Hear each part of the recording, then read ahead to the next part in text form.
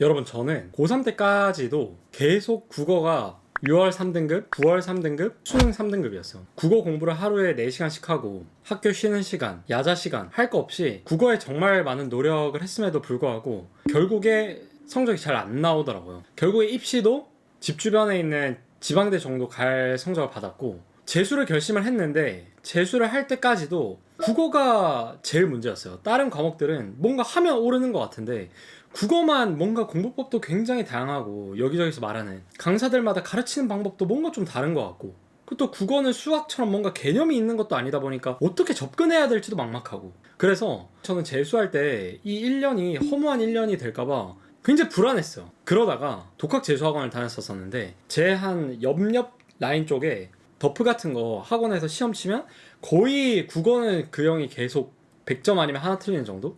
그렇게 받는 형이 있었는데 어느 날 우연히 그 형이 자기 시험지를 이렇게 펼쳐두고 화장실을 간 거예요. 그래서 좀 이렇게 슬쩍 봤지. 난 국어를 못해야 하니까. 그때 그 형의 시험지를 봤는데 진짜 충격을 받았던 게 뭐냐면 그 형이 지문에 아무 표시가 안 돼 있는 거야. 진짜 이 양반이 답을 보고 베꼈나 싶을 정도로 답에만 쓱쓱쓱 이렇게 돼 있고 약간 옅은 뭐 밑줄 정도 하나 정도? 그거 외에는 지문이 너무 깨끗한 거야. 근데 저는 어떻게 했었냐면 일단 시작하자마자 문단의 번호 매기기 1, 2, 3 이렇게 번호 매기고, 그 다음에 시간을 나타내는 단어 같은 것들 꺽쇠 치고, 중요한 단어에 네모 치고, 유사한 문장 나오면 이렇게 줄 그어서 같은 말이라고 이렇게 표시해 놓고. 제 시험지랑 완전 딴판인 거예요. 그래서 저는 저 양반이 국어를 잘 치는 이유가 답을 뺏기기 때문이었구나.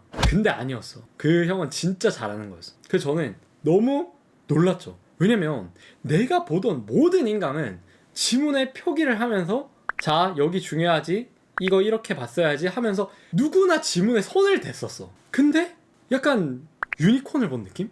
그래서 저 따라해봤어. 근데 그 따라했던 순간이 제 재수 시절 국어 성적을 3, 4등급에서 고정 1등급으로 만들어줬던 아주 핵심적인 순간이었어요. 그러니까 결국에 밑줄을 안 긋고 지문에 표시를 안 하니까 제가 뭘 하게 됐냐면 드디어 이해라는 걸 하게 되더라고요. 그 전까지는 그냥 막 달리기 바빴어. 중요해 보이는 걸 체크하고 근데 그거의 함정이 뭐였냐, 이해를 안 해. 여러분들도 가슴에 손을 얹고 생각을 해보세요. 지문을 읽으면서 정말로 내가 이걸 이해하면서 읽고 있다는 느낌이 들어요?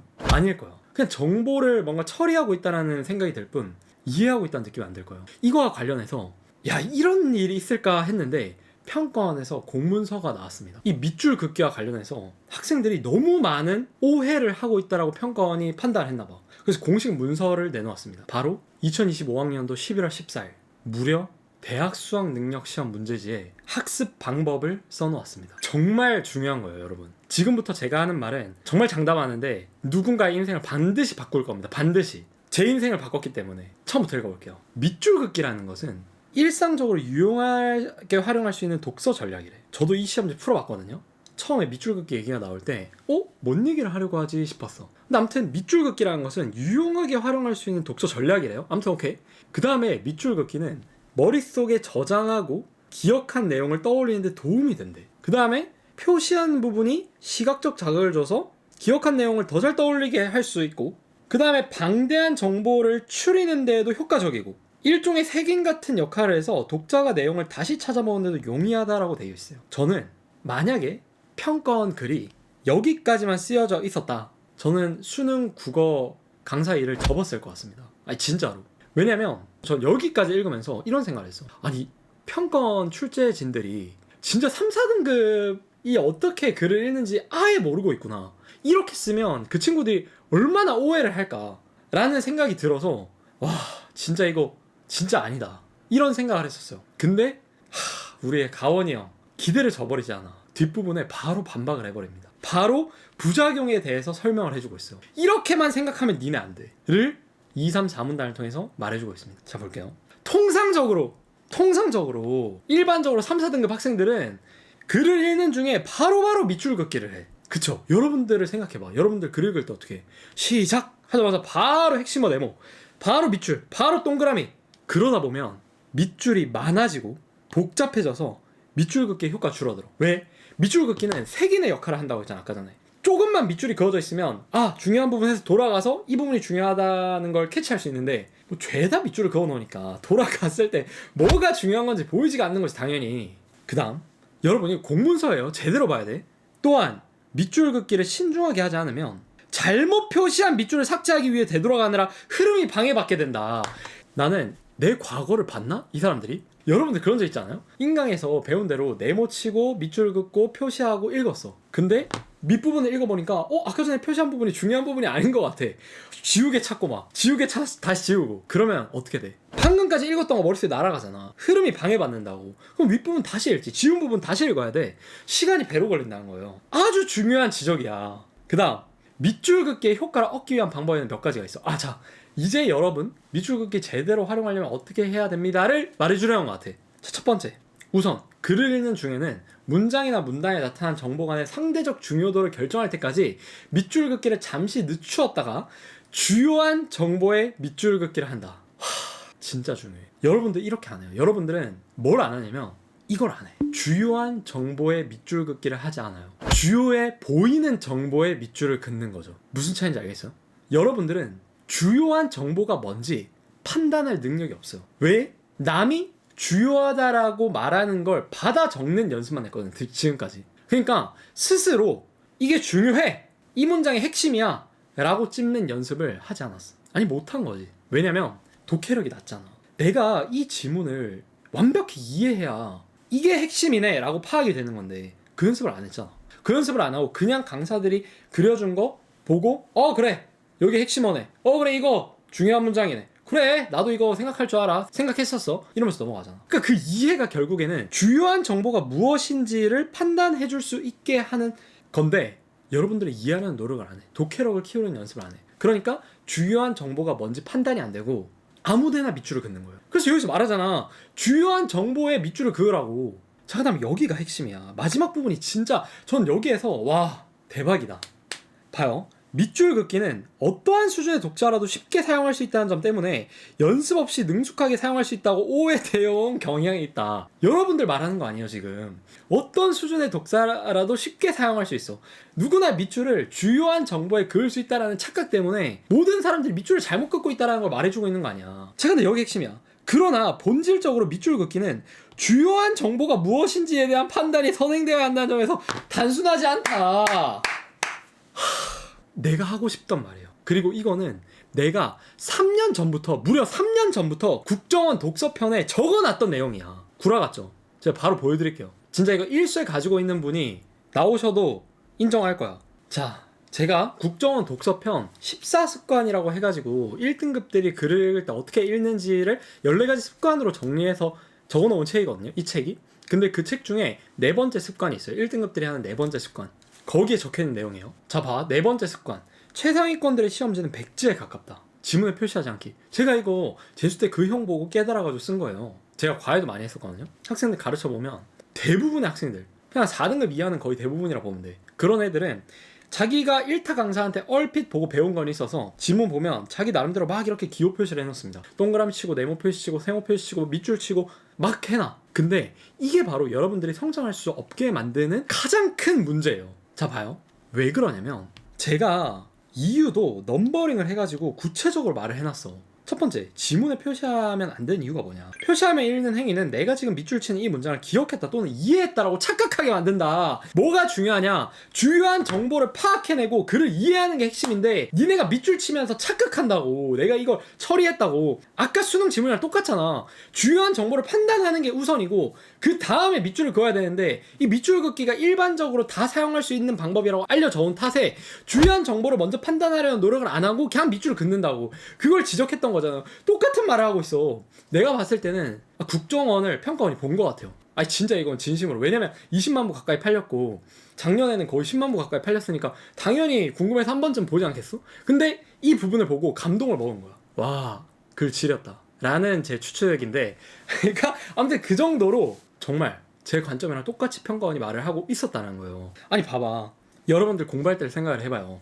여러분들은 그냥 그 문장에 눈길 한번 주고 넘어갔을 뿐 이해하지도 그 문장을 기억하지도 못했어. 그냥 저 이해도 정확히 안 되고 문장이 어려우니까 중요해 보여서 밑줄을 친 거야. 근데 이렇게 치고 넘어가면 머릿속에 아무것도 안 남지. 왜? 이해를 해야지 내가 읽었던 문장이 기억이 나는데 표시하는 행위는 이해와 아무 관련이 없기 때문이에요. 표시하는 건 이해를 못해도 할 수 있어. 그러니까 주요한 정보가 뭔지 판단하지 못했더라도 밑줄은 그을 수 있다고. 근데 그게 엄청난 문제라고. 그리고 오히려 있잖아요, 이해를 방해해. 왜 그런 줄 알아요?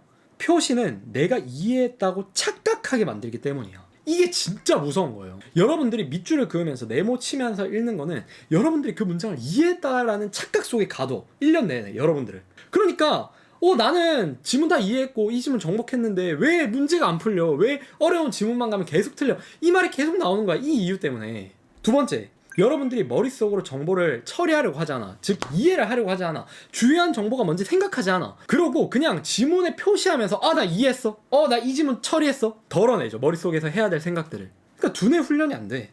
우리 뇌는 내가 정보를 처리하려고 노력하는 순간 그것과 관련된 신경망이 뇌 속에서 만들어져요. 그래서 그 사고를 더욱더 빠르고 정확하게 할 수 있게 돼, 다음부터는. 근데 그 연습을 안 하잖아. 그러니까 시험장 갔을 때 아예 새로운 지문, 강사가 분석해주지 않은 지문 나오면 다 털리는 거죠. 자, 그 다음에 세 번째가 제일 중요한데, 지문에 표시하면서 읽을 때 여러분은 생각을 안 해. 생각하기를 게을리해요. 예를 들자면 밑줄을 그을 때 여러분들의 뇌 속은 그냥 문장을 낭독하는 것과 같은 상태야. 하늘 천 따지 이렇게 한 것과 똑같은 거라고. 근데 하늘 천 따지가 무슨 의미인지 생각을 해야지, 그걸 읽는 게 아니라. 그래서 정보를 처리했다는 생각, 정보를 덜어냈다는 안도감 때문에 힘들게 이해를 하려고 하지 않아. 원래 인간의 뇌는 에너지를 안 쓰는 쪽으로 진화를 해왔어요. 그래서 어려운 설명보다는 더 쉬운 설명에 끌리고 더 간단한 거에 끌리는 거야. 그래서 여러분들이 밑줄을 긋는 순간 생각하기를 멈춰. 근데 이거는 무의식적으로 일어나는 거예요. 그러니까 나도 고3 내내 못 깨달았지. 재수하고 다 망해보고 진짜 간절해서 진짜 국어 공부 어떻게, 그 상태가 되어서야 저는 깨달았던 거예요. 자, 근데 제가 이렇게 말하면 항상 하는 말이 있어. 아니 선생님, 저희 학교에 제 옆자리 친구가 문과 전교 1등이에요. 걔는 근데 기호 완전 잡다하고 1타 강사 그 선생님이 해준 대로 잘 표기하고 하면서 1등급 맞던데요? 여러분, 그 친구는 주요한 정보를 처리할 능력이 있는 거예요. 아까 전에 평가원 지문에서 봤듯이. 근데 대부분 2등급 이하의 학생들은 주요한 정보를 처리하는 능력이 없어. 그럼 뭐 해야 돼요? 주요한 정보를 처리하는 능력부터 길러야지. 그 다음에 밑줄을 더하든지 말든지 그건 너가 알아서 하고, 주요한 정보부터 처리할 줄 알아야죠. 즉 독해력을 높여야죠. 문장에 대한 이해력을 높여야죠. 추론력을 높여야죠. 사고력을 높여야죠. 어휘력을 높여야죠. 기호에 집중하는 것이 아니라. 여러분들이 정말 이 사실만 깨달아도, 그러니까 손을 그냥 쓰지 말고 지문을 한번 읽어보세요. 그러면 저는 어떻게 됐었냐면, 내가 손을 안 쓰고 읽으려고 하니까 이 지문들을 내가 다 기억해야 되잖아. 보통 우리가 밑줄을 그으면서 정보량을 덜어냈었는데 이제 그게 안 되잖아. 그러니까 어쩔 수 없이 지문을 이해하게 된 거야. 그게 가장 큰 포인트였어. 저는 그 지문 풀 때 시작하고 다급한 마음을 좀 진정시키고, 오케이, 이거 이런 말이구나, 저런 말, 저 윗부분이랑 오케이 이렇게 하니까 정답률이 진짜 말도 안 되게 높아졌어. 그리고 내가 글을 이해하고 있다는 느낌을 태어나 처음 받았어. 그때 지금까지 내가 이해한 게 아니구나, 그런 느낌을 받았던 거예요. 그래서 사실 저는 이 지문에서 펜을 떼라, 밑줄을 긋지 마라라는 말이 정말 누군가한테는 인생을 바꾸는 말이라고 생각하거든요. 그러면 여러분 입장에서 이런 생각이 들겠지. 주요한 정보를 어떻게 파악하죠? 그게 바로 국어 공부의 본질적인 질문이에요. 그리고 그 질문에 대한 답을 제가 국정원, 독서편, 문학편, 기밀문서로 답을 해놓은 거고, 그래서 그걸 풀면 당연히 주요한 정보를 어떻게 이해해낼 수 있는지, 속아낼 수 있는지에 대한 감이 잡히게 되는 거예요. 그러니까 당연히 국어 성적 오를 수밖에 없지, 그 방법으로 계속 공부를 하면. 근데 그게 굉장히 어려워요. 그러니까 제가 이렇게 말로 해서 뭔가 그것만 하면 될까? 라는 생각이 여러분이 드실 수 있는데, 그 과정이 굉장히 고통스러워. 왜냐면 밑줄을 긋는 거는 되게 쉽잖아요. 강사가 여기 네모치고 여기 세모치고 밑줄 쳤어. 그거 여러분들이 그대로 필기하는 거 쉽잖아요. 근데 독해력을 올리는 거는 쉽지가 않아요. 여러분들 머릿속에서 일어나는 일을 강사가 볼 수 없기 때문에 독해력을 올리기가 굉장히 어려워요. 그리고 강사 본인이 직접 3, 4등급이지 않았다 보면 어느 부분에서 얘네가 독해력이 막히는지, 어느 부분에서 사고의 정체가 일어나는지 캐치하기 쉽지 않기 때문에 독해력을 올려주기가 쉽지 않은 거죠. 그래서 이거 어떻게 할까 하다가 정말 미친 고뇌 끝에 탄생한 게 이 책이에요. 그래서 여기서 보면 제가 여러분들 아실지 모르겠는데, 한 문장씩 비문학 독서 지문이든 문학이든 해설한 게 제 책이 처음이에요. 그러니까 대부분 1타 강사분들 책들도 문장 단위로 해설은 없었어. 근데 저는 어떻게 생각했냐면, 아니 독해력을 올리려면 가장 미시적인 부분부터 접근을 해야 되지 않냐. 그러면 당연히 가장 미시적인 건 단어 이상은 문장인데, 단어마다 다 해설을 못하더라도 문장 단위로는 해설해 줘야 되는 거 아니야? 왜냐면 그런 컨텐츠가 없어 난 성적을 못 올렸거든. 그래서 저는 생각을 한 거야. 아니 왜 해설을 이렇게 쓰지? 진짜 애들이 이거 보고 이해를 한다고? 그래서 저는 아니, 내가 내 머리로 이해가 안 돼서 저는 똑똑하지 않거든요. 제가 제 머리로 이해가 안 돼서 이렇게 가르쳤던 거야. 한 문장씩. 이 문장에서 이런 생각했어야 됐고 저렇게 봤어야 됐고. 근데 대부분 어떻게 돼 있어? 그냥 문 단별로 해설을 해놨잖아. 또는 문제만 해설을 해놓거나. 그래서 저는 사실 이게 가장 여러분들의 독해력을 제가 획기적으로, 강의도 없잖아, 그냥 책만인데도 독해력을 굉장히 많이 업그레이드 시켜줄 수 있었던 부분이 바로 이런 구조라고 생각을 하거든요. 어떻게 해야 되는지 태도를 잡아줘, 앞부분에서 14습관을 통해서. 그 다음에 기출편을 통해서 문장 하나하나마다 했어야 되는 생각들을 짚어주면서 주요한 정보가 무엇인지 솎아낼 수 있게 해드리는 거예요, 여러분들한테. 그럼 주요한 정보를 솎아낼 수 있게 된다면 그 이후부터는 여러분들이 밑줄을 어떻게 하든 상관이 없어. 그리고 내가 만약에 주요한 정보를 파악하면서 읽으려고 했더라도 시험장에서 안 될 수 있잖아요. 그러면 밑줄 치고 넘어가. 그래, 아까 전에 말했지만 색인 효과가 있다 했잖아요. 그렇게 이해가 안 되는 문장 한두 개에만 밑줄 치고 넘어가면 색인 효과가 있어서 문제로 갔을 때 이거 아까 이해 못한 부분과 관련된 문제인 것 같은데 돌아와서 빨리 확인하고 바로 풀 수 있죠. 이런 이점이 있어, 당연히 밑줄 긋기가. 근데 이건 진짜 나중에 끝단의 얘기. 지금은 여러분들 주요한 정보를 파악하는 연습을 해야 된다. 1등급들은 몰라, 알아서 하시고요. 2등급 이하 학생들은 이것부터 해야 돼, 진짜로. 저를 한 번만 믿어주세요. 네, 이렇게 해가지고 오늘은 평가원 공문서 수능에까지 출제된 평가원의 밑줄 긋기에 대한 입장을 같이 한번 이해를 해봤어요. 얼마나 이제 국정원이 신뢰가 있는 책인지 아시겠죠? 여러분들, 오늘 제가 하는 말이 납득이 됐다면 반드시 또 바로 다른 쇼츠 보거나 그러지 말고 내일 공부에 적용을 해보시기 바랍니다. 저는 정말 제 영상이 과거의 저 같은 학생 한 명을 구제할 거라는 믿음으로 이거 계속 찍고 있는 거예요. 진짜로. 진짜 여러분들이 꼭 깨달으셨으면 좋겠고, 저는 확신이 있으니까. 그 다음에 국정원을 본 수천 수만 명의 학생들도 확신을 갖고 따라왔으니까 여러분들도 꼭 흔들리지 마시고 따라오셨으면 좋겠습니다. 네, 그러면 지금까지 범석가였습니다. 감사합니다.